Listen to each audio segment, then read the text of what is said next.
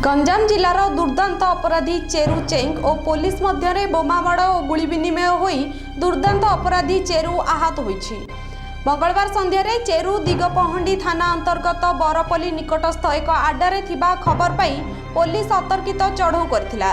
Police आसिबा खबर पाई चेरू Cheng police उपरकू बोमामाड़ करबा सह 4 राउंड गुली चालना करथिला। पुलिस पक्षरु मध्य प्रति आक्रमण करा जायथिला।